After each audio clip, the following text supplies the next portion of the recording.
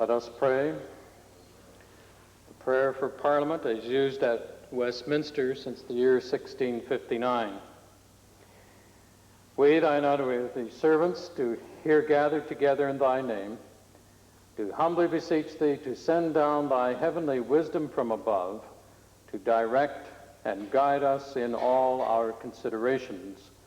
Amen.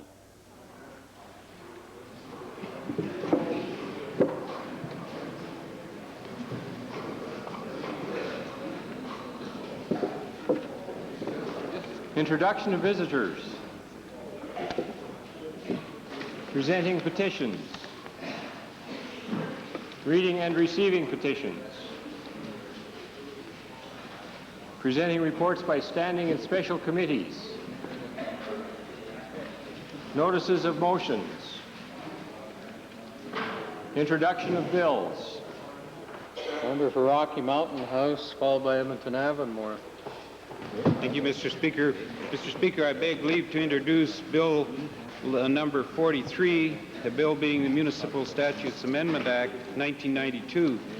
This bill, when passed, will amend the Local Authority Selection Act, the Municipal Government Act, the Municipal Taxation Act, and the Regional Municipal Act.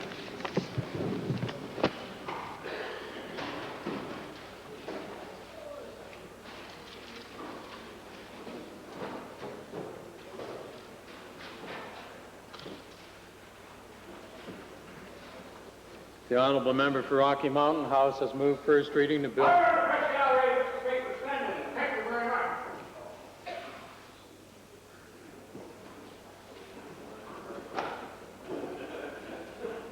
The honourable member for Rocky Mountain House has moved first reading to Bill 43, Municipal Statutes Amendment Act 1992. Those members in favour of first reading, please say aye.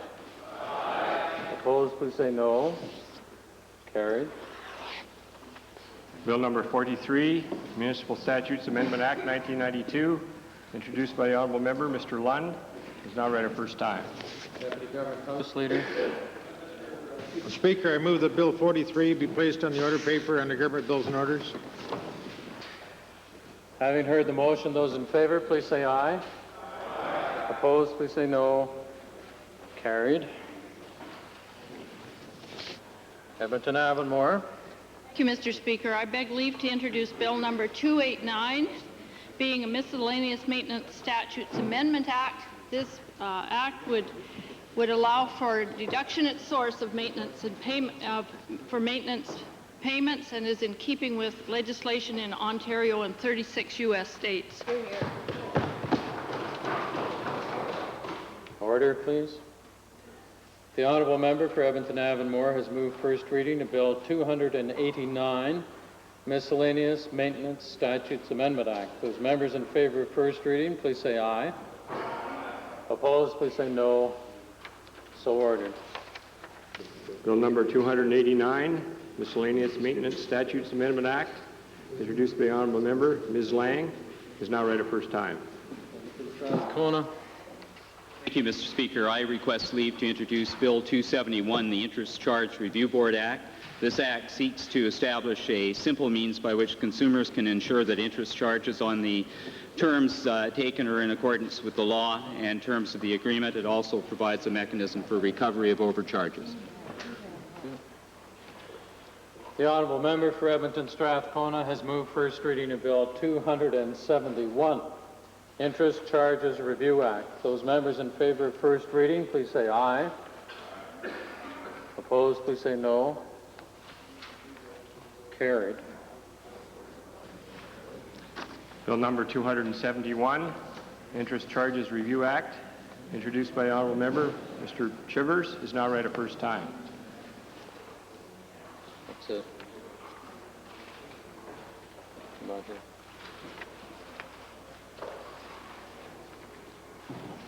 Tabling returns and reports. Minister of Energy. I'd like to table with the Assembly the 1991 annual report for the Alberta Petroleum Marketing Commission. Minister of Education.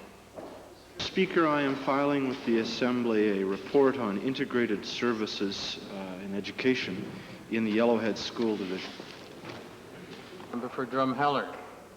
Mr. Speaker, I'd like to file with the Assembly a copy of results of a poll taken by John Yerxa Research Incorporated regarding Senate reform, which I referred to in my comments last week. Thank you. Thank you.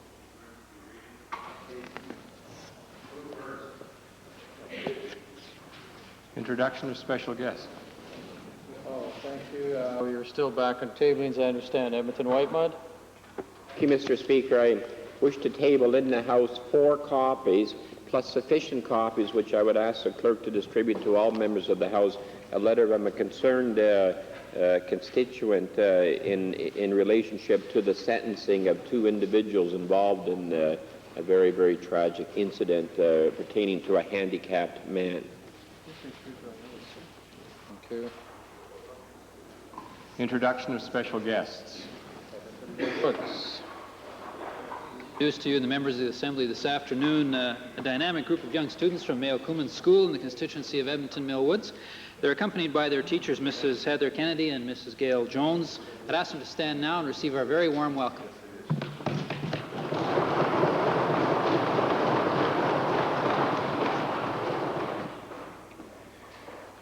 The Minister of Municipal Affairs.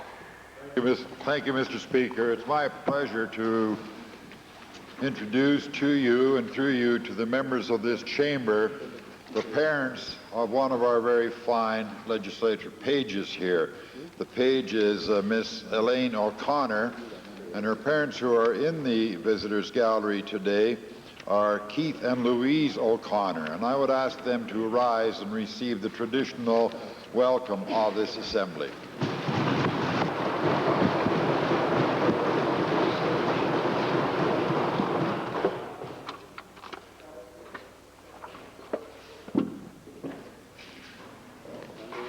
Strathcona. Speaker, I'd like to introduce to you and to the Assembly Dr. Fred Engelman, Professor Emeritus at the University of Alberta. I'd ask that he rise and receive the warm welcome of the Assembly.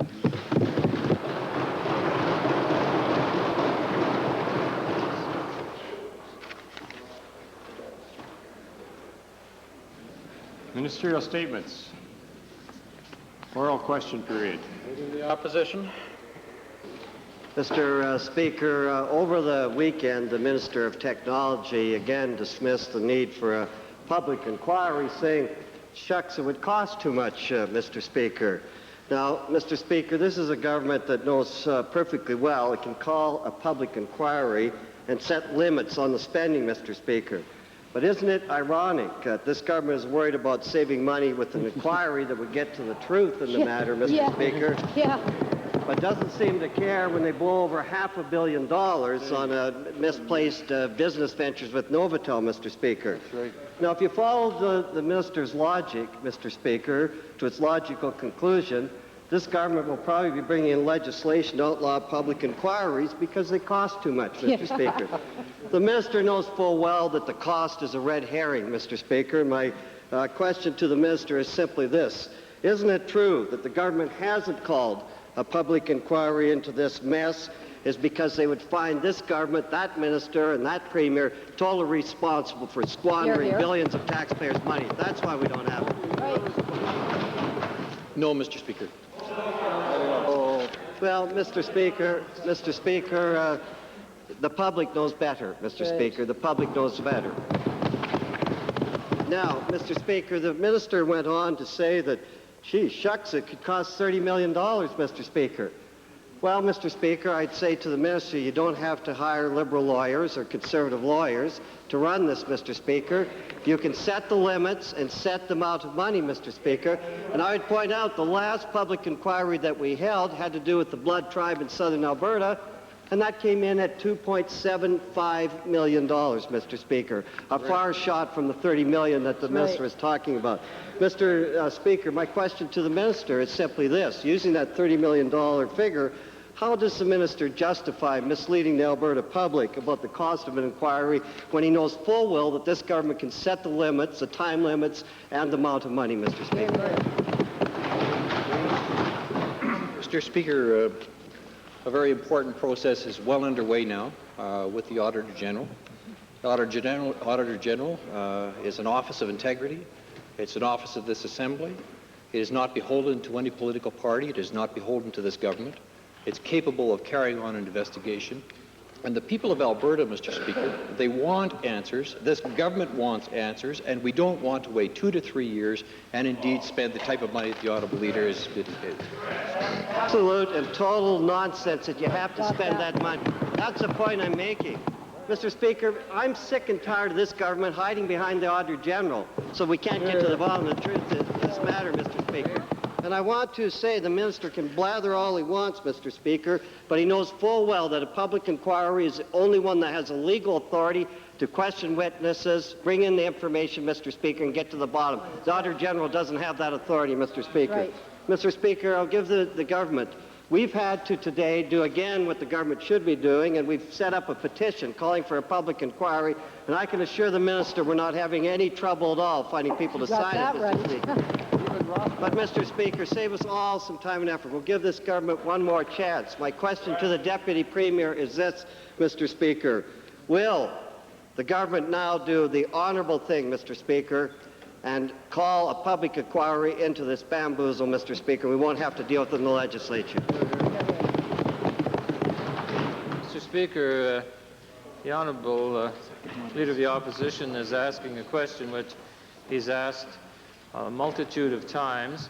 I believe the Auditor General's review will be dealt with expeditiously, though any additional costs to the taxpayers of the magnitude that would be inherent in the public inquiry, and that the results will be made public, and that the honourable members of this Assembly and all Albertans will be fully apprised of all the facts.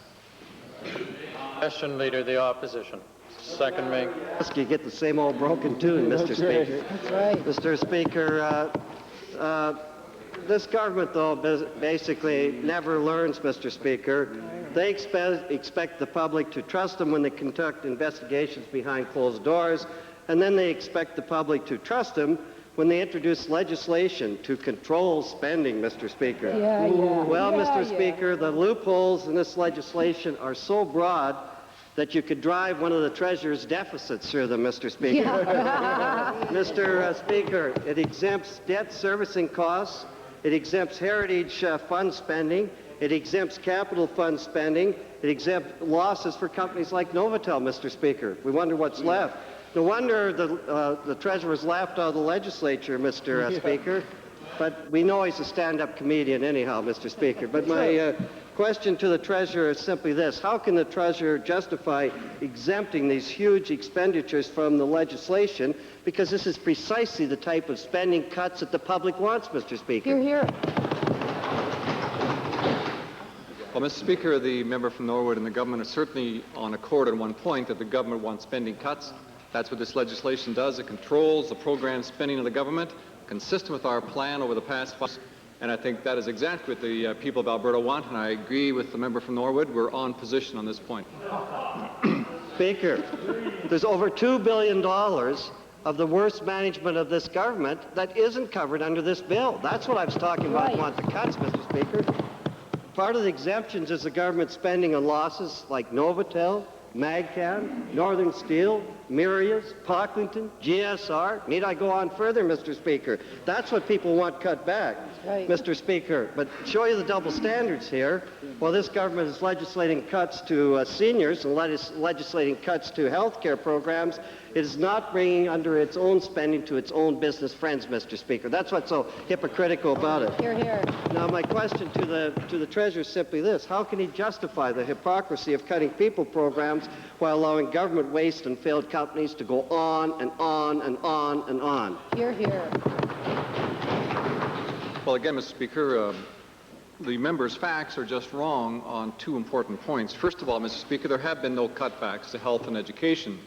In fact, in the budget which has been presented by the Legislative Assembly, which has been fully debated here, we have in fact shown that over the past 5 years, through the fiscal plan of this government, that in fact we've expanded our expenditures in those areas.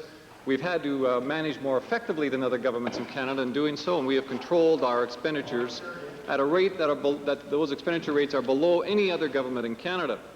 As a consequence, Mr. Speaker, we have done what we can within our jurisdiction.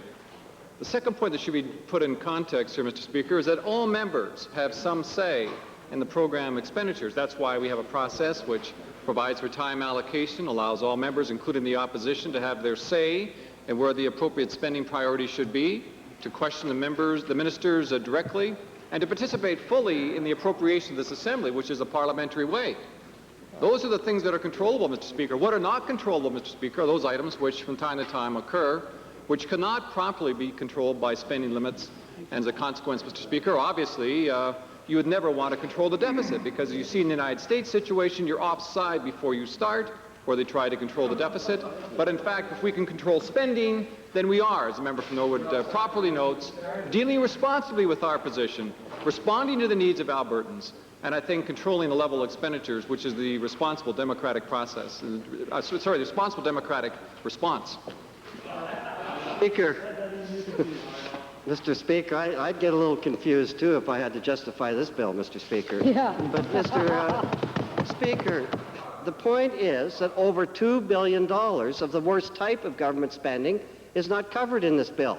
That's the point I'm trying to make, Mr. Speaker. The programs and are. as a result of that, Mr. Speaker, I say to this treasurer, this is nothing more than a PR bill. Exactly. And if you're serious spending, why didn't you do why did you exempt heritage fund spending, capital fund spending, losses for companies like Novotel? Why did you do that, Mr. Speaker? Good point. Well, again, Mr. Speaker, there'll be ample opportunity as this bill proceeds through the Assembly, because we intend to put it in place. It's what the people of Alberta have asked for, and it's the kind of policy response which complements our position already. Mr. Speaker, I can say that in terms of controlling other elements of our budget, I've mentioned already that valuation adjustments are beyond our control. This past year, we've seen valuation adjustments, for example, which, in accord with the auditor's position, we have had to make some adjustments to previous years. These are not program expenditures. These are not the responsibility of the Assembly. These are items which occur from time to time, any more, Mr. Speaker, than you could legislate to control the price of natural gas.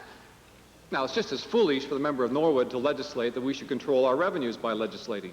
It just doesn't work that way, Mr. Speaker. As all members know, in fact, the gas prices in this past year plummeted. And if we were to legislate to control revenue, of course, you'd see the foolishness of that in the same way as you'd see the foolishness in trying to control the deficit by legislating. What we can do, Mr. Speaker, is put in place an effective act, which is with those programs spending within our control, which are debated by this Assembly, and which form the fundamental part of the General Revenue Fund. That's what's in front of the people of Alberta. That's where our response is clear, and that's why this plan, which is a 3-year plan to reduce our expenditures down to 2%, will ensure that any revenue pickup that takes place will go right to the deficit. It can't be spent. It can't be spent, Mr. Speaker. And that's why this example is so new to Canada. While it certainly is new to the member across the way, because these people know nothing about controlling spenders, they know about how to spend. Edmonton Glengarry on behalf of the Liberal Party. Mr. Speaker, I wish to file 3 documents. The first is the interest invoice sent by Novotel to GMD Partnership dated 26 May 1992. The second and third are promissory notes signed by GMD Partnership on the 17th of June 1992, that is GMD Partnership to Novotel. Mr. Speaker, GMD Partnership was to pay $225,000 as interest payments to Novotel on the 31st of May 1992. Instead of paying that money, instead of collecting that money, Novotel took 2 promissory notes in that amount from GMD Partnership. In other words, more financial benefits were extended from Novotel to GMD Partnership. My first question is to the Treasurer. Mr. Speaker, last week the Treasurer told the people of Alberta that the government of Alberta was in a collection position. That is, that they were going to collect monies in these U.S. operations. I'd like the Minister to explain and reconcile how he can talk about collection one day and almost simultaneously authorize or be part of an authorization that allows Novotel to extend more financial benefits to GMD Partnership. Mr. Speaker, what I said was that Northwest Trust was in a collection mode, and that's exactly the case. Well, Mr. Speaker, that's not what he said. Clearly, if you look at the record, that's not what was said. My second question is to the minister responsible for Novotel.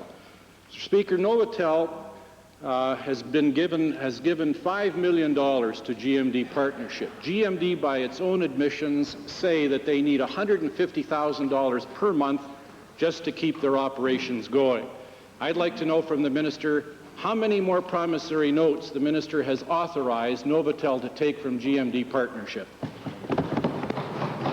Well, Mr. Speaker, the GMD account that the honourable leader refers to was one of the three accounts that was in default at the time that we had to take Novotel back and take over the systems financing portfolio. That particular account, one of the 78 that's outstanding in total, and one of the three that was in default at that time, is currently in the stages of settlement, and we would hope that through the management of Northwest Trust, through this, that satisfactory settlement will take place, with the bottom line, Mr. Speaker, that the maximizing of the recovery is the chief and final objective with respect to the management by Northwest Trust.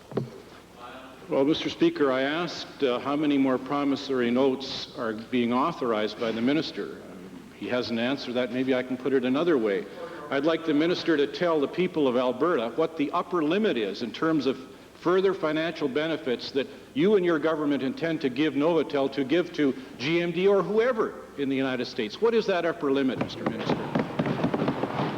Mr. Speaker, I've indicated in the House and outside the House previously that the entire portfolio situation was very carefully assessed and reassessed and extra precautions taken, and I could tell him that there's no indication whatsoever that the provision with respect to any losses and with respect to any commitments have not been taken into account fully when we gave the numbers that were provided at the time of the announcement. In other words, Mr. Speaker, we do not anticipate any amount over and above the $566 million total cost to the taxpayers that was indicated at that time.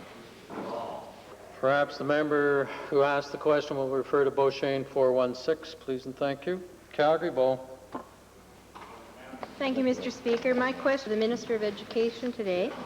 I understand that the Alberta Teachers Association has voted to accept an agreement where both teachers and provincial government contributions to the Teachers' Retirement Fund are increased.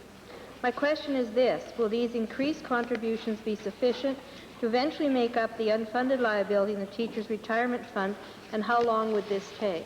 Good question.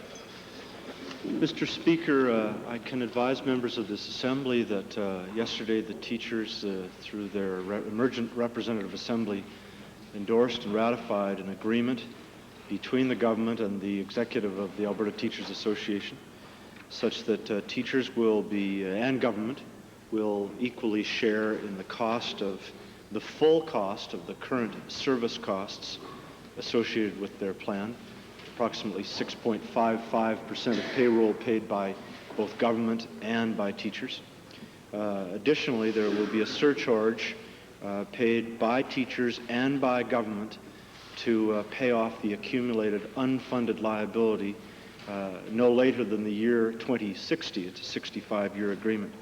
Mr. Speaker, the agreement ensures that there be no addition or no increment to the existing unfunded liability, that those current service costs be fully paid for, and that over that period of 65 years, we will gradually pay down, jointly between teachers and government, the accumulated unfunded liability. The bottom line is that we have an agreement to ensure the security of teachers' pensions, and it also is security for Alberta taxpayers. My supplemental is to the same minister.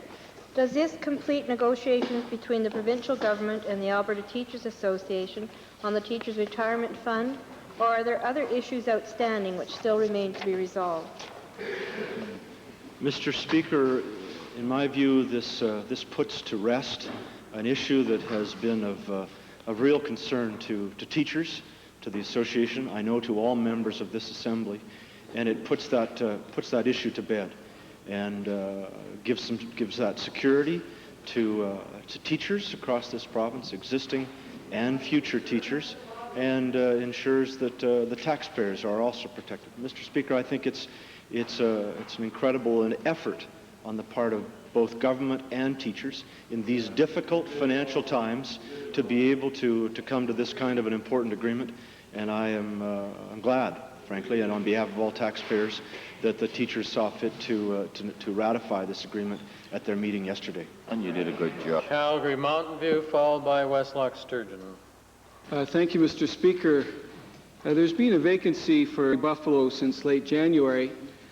Will the Deputy Premier commit that the by-election will be conducted under the Elections Act, which currently requires the writ to be issued and the by-election called by this coming Friday?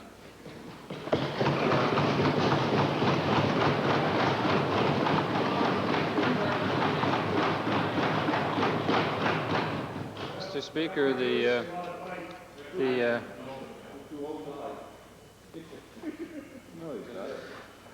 honourable leader of the Liberal Party doesn't want to hear a simple answer. Yes, we will commit to conducting the election in that seat under the current Elections Act.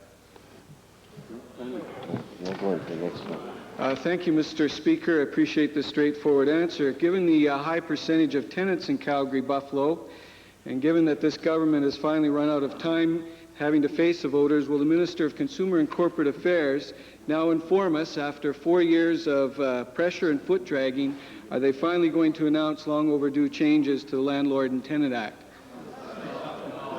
That just doesn't fit. Westlock Sturgeon. Westlock Sturgeon. Thank you, Mr. Speaker. I was quite prepared to wait for an answer, too. The Cabinet recently gave approval, Mr. Speaker, to the Alberta Agricultural Development Corporation to give about a little in excess of $2 million in loans to 3 alfalfa dehydration processing plants. So, Mr. Speaker, these plants rely on making a profit through having the crow benefit paid to them. The crow benefit goes, the profit goes. I'd like the Minister of Agriculture to explain whether or not it's not contradictory to be arguing for the pay the farmer, pay the producer, and at the same time granting loans to the alfalfa industry, which depends on retaining the present crow rate. Come on, Nick, you can't expect them to make sense. Mr. Speaker, I would be pleased to respond. The honourable member for Westlock Sturgeon seems to feel that the only market for alfalfa products is the export market. As the industry changes, as the demand for consumption increases on the prairies, alternate markets will obviously develop, and that sector of the industry, I think, will continue to grow and prosper. Mr. Speaker, it's this type of economics that allowed Novotel to run away. I mean, right now, about 80 to 90% of the alfalfa pellet industry, so suddenly the minister is going to develop some sort of an animal out there that's going to start gobbling it all up locally at better prices. What kind of logic or what kind of research is the minister relying on to come up with this fantastic conclusion? Mr. Speaker, it appears to me the honourable member is saying that we should not value add on the prairies and ship out the ultimate in value-added products as opposed to partially processed products. That is not the principles that this government or this department is operating on. The whole idea is to take out the distortions, to include as much value adding on the prairies, and to base industries that will respond to the true marketplace as opposed to artificial distortions made by governments. Athabasca Lac La Biche. Speaker, my question is to the Honourable Minister of Environment. Mr. Speaker, the Assembly is no doubt aware of the $12.3 million Northern River Basin study on the Athabasca piece, and Slave River Basin, a project that will award about 70 different contracts to different companies, good economic base. One of the rivers, the House River that feeds into the Athabasca River upstream from Fort McMurray, had an oil spill this past weekend. And my question to the Honourable Minister is, the Honourable Minister's Department aware of this? And if they are aware, what have they done about it? Well, that doesn't relate specifically to the Northern River study. It relates in part to that particular study, which is looking into pollution from all industrial sources along the Peace and the Athabasca River and the tributaries to those two river systems. With respect to the specific incident yesterday, there was a rupture in a pipeline at the House River crossing at approximately 12:30 in the morning, and the leak was initially detected by pressure sensors and confirmed visually at 2 o'clock in the morning. And 3 oil spill containment and recovery units were moved on site immediately, and the cleanup commenced. And the situation, as we know it now, is completely under control.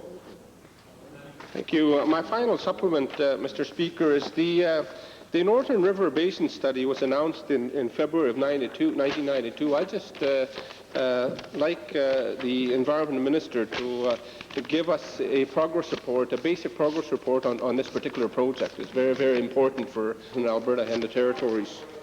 The Northern River Study Board is they're well into their mandate, and a meeting was held recently in Fort Chipewyan with all parties, including representatives from BC Hydro.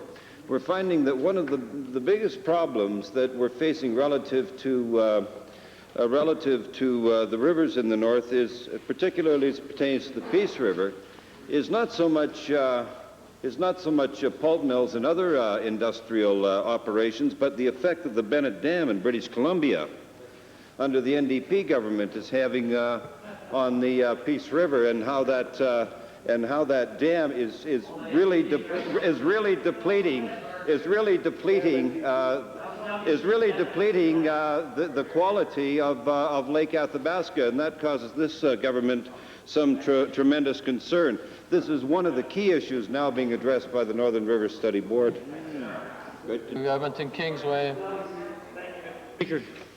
Mr. Speaker, I'm filing 4 copies of a billing statement from a law firm which represents the GMD partnership. This statement shows that GMD is way behind in paying its mounting legal bills and owes over $81,000 as of June the 5th, 1992, to the minister responsible for Novotel.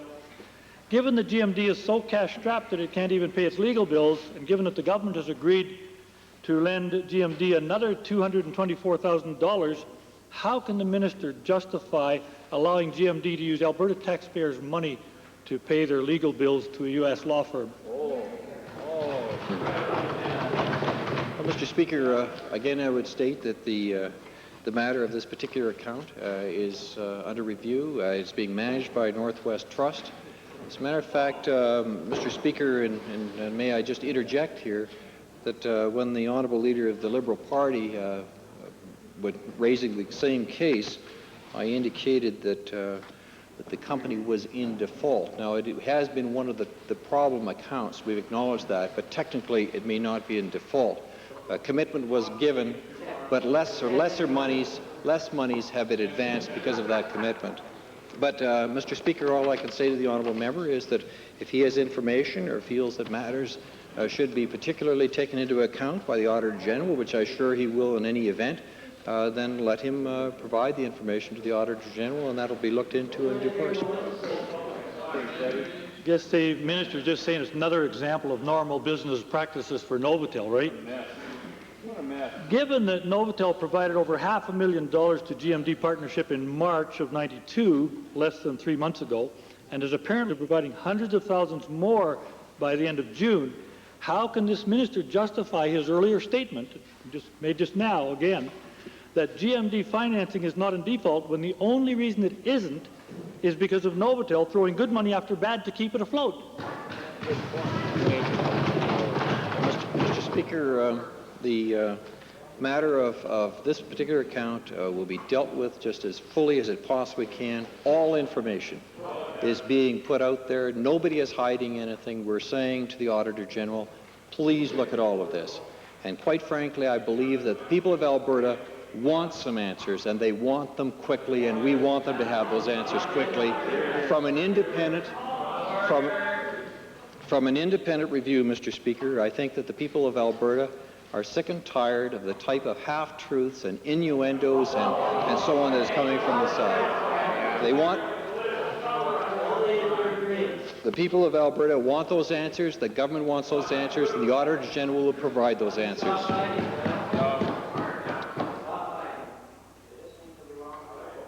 Edmonton Centre, followed by Edmonton Gold Bar. Mr. Speaker, last Friday I asked the Premier if he would see to it that the Minister of Energy release full details regarding the status of the $400 million that has been pumped into the Husky upgrader by the Getty government. When I asked specifically about the release of the agreements for the cost overruns and the operating agreement, the Premier replied, and I quote, "That's already been done." Will the Minister of Energy, therefore, today confirm the Premier's contention that the negotiations involving hundreds of millions of taxpayers' dollars in Husky have concluded and release the ownership and the operating agreements today? Mr. Speaker, as the honourable member knows, the full terms and conditions of the deal between the province of Saskatchewan, Husky, the Government of Canada, and the province of Alberta were part of the communications package when the deal was made. And as soon as the Saskatchewan government lives up to their end, Mr. Speaker, we'll give full disclosure of that information. Well, Mr. Speaker, as all Albertans know, the initial agreement said nothing about $300 million in cost overruns, nor the fact that the Auditor General of Saskatchewan has told them to write down their investment because it's going to be 25 years before it shows any profit for the people of Saskatchewan. Given those pieces of information, Mr. Speaker, will the Minister of Energy outline exactly how a mega project of this size can go into operation, as it's to do today, with no operating agreement, no agreement about the cost ownership, and with cost overruns, and with $400 million taxpayers' dollars still at risk? Mr. Speaker, the agreement was completed on Friday. Edmonton Gold Bar.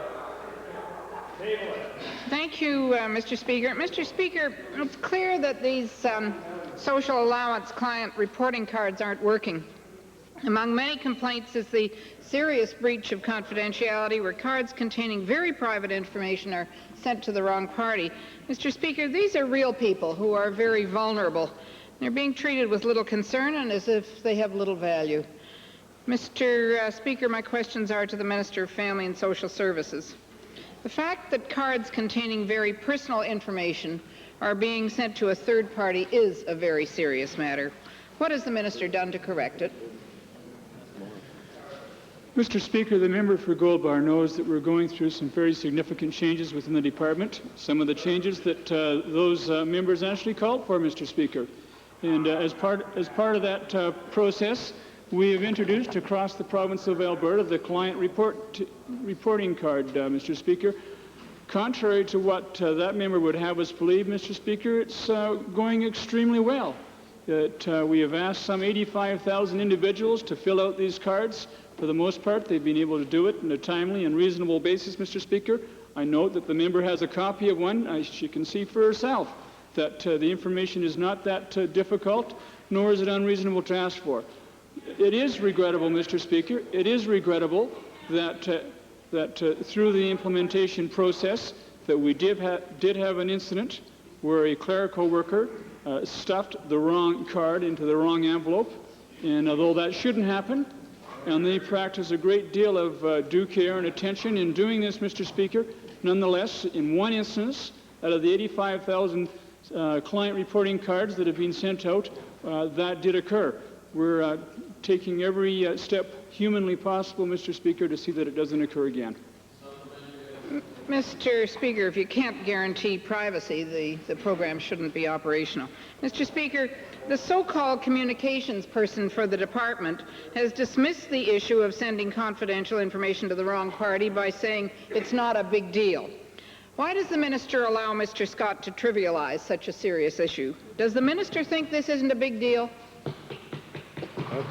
Well, Mr. Speaker, again, we take every precaution available to us. We recognize that client confidentiality is important, and we work very hard, Mr. Speaker, to respect that. We work very hard to provide services in a compassionate and caring and responsible and appropriate way, Mr. Speaker.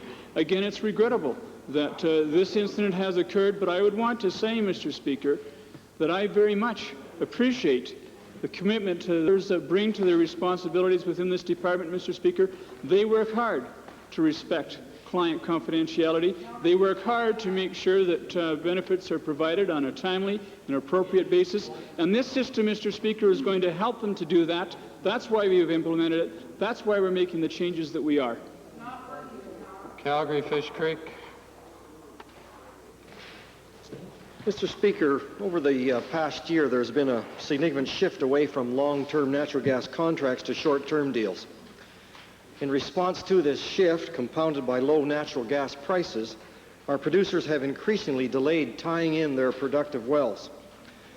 And now, Mr. Speaker, Nova Corporation has raised doubts that Alberta has adequate natural gas supplies to fill both the PGT and Altamont pipelines to California, now planned for completion in late 1993. Mr. Speaker, Nova further claims that it'll need to spend about $750 million to expand its pipeline system, or it won't be able to meet its own needs. Mr. Speaker, given Nova Corporation's concerns over its inability to meet peak day requirements in the cold weather seasons ahead, and in view of a constituent producer's deep concerns, does the Minister of Energy now not feel it is imprudent to allow these pipeline expansion projects to California to proceed? Mr. Speaker, the honourable member brings up a very critical point with regard to natural gas. As the member pointed out, Nova recently released a report that indicated that due to low prices and a lack of activity, that under certain extreme weather conditions, they may not be able to meet their peak day requirements. Over the number of years since deregulation, Mr. Speaker, we have emphasized prudent contracting, respect for long-term contracts, and a stable, predictable regulatory environment. And without that, whether it's in California or whether it's in central Canada, producers become nervous and will not replace their productive reserves. I think it's a fair question, Mr. Speaker. It's a very fair question as to whether or not California, we should proceed with either pipeline project or delay it at this particular time, because all of those concerns come into play. An unpredictable regulatory environment, low prices, and an attempt to subvert long-term contracts. This is why we asked the ERCB to review both the Altamont and PGT projects, and in that connection, they should be releasing their report within the next couple of weeks. Mr. Speaker, as you and our colleagues in the Assembly are aware, our natural gas producers enjoy a continent-wide reputation for the reliability of their production and delivery commitments. Can the Minister of Energy assure the Assembly that this industry reputation will not be jeopardized by this looming shortfall in our natural gas supplies? Mr. Speaker, the most important aspect in our ability to market gas in the United States and in Eastern Canada, Eastern Central Canada, comes from our ability to deliver gas under extreme weather conditions in Alberta. For instance, in the southwest U.S., and in Saskatchewan for that matter, extreme cold temperatures freeze wells over, and they are unable to produce gas in cold temperatures. Alberta producers have been able to expand their markets, 30, 40 years of natural gas sales into the United States and in Eastern Canada for much longer, and it has been based on this predictability. Mr. Speaker, I can say that from where I sit, it appears as though the market is working right now.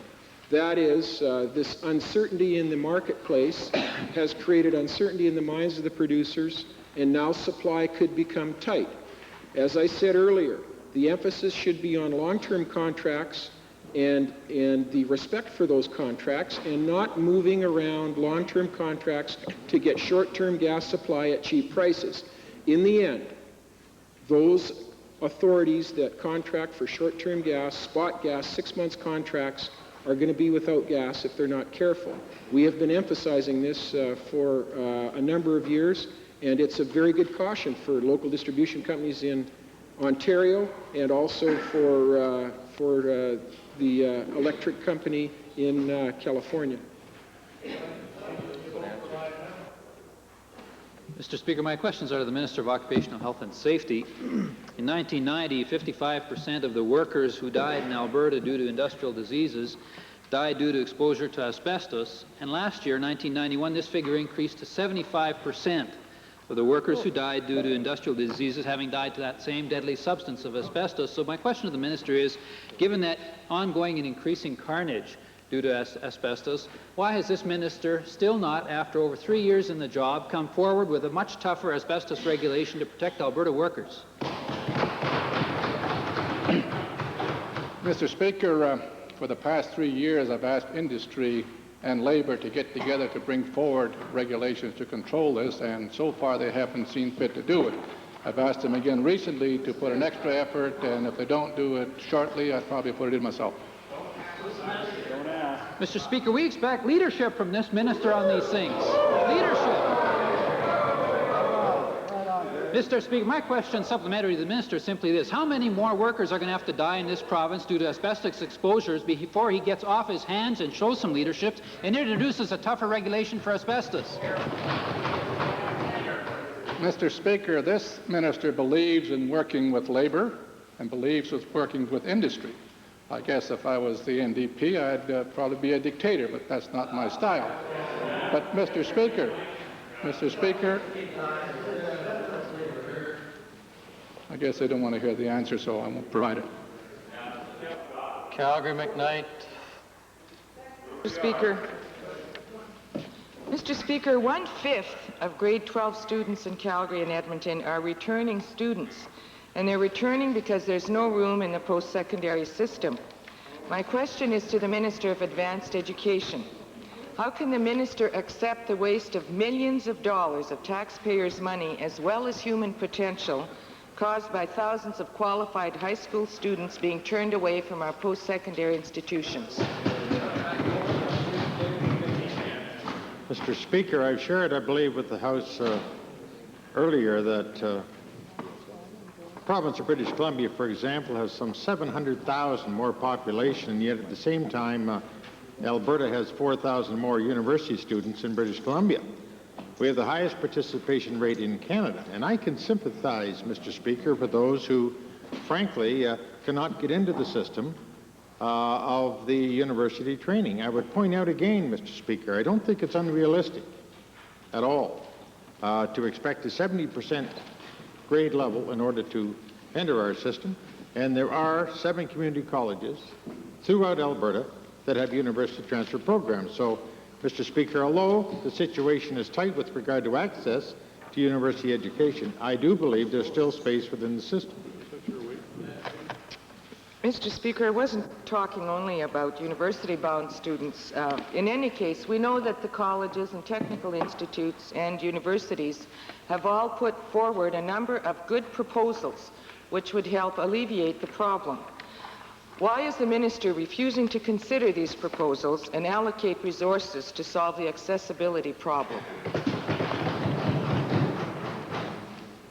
Well, Mr. Speaker, I should point out that Alberta has, at the moment, the highest per capita funding of post-secondary education in the nation at some $430 per citizen compared to about $380 for any other province.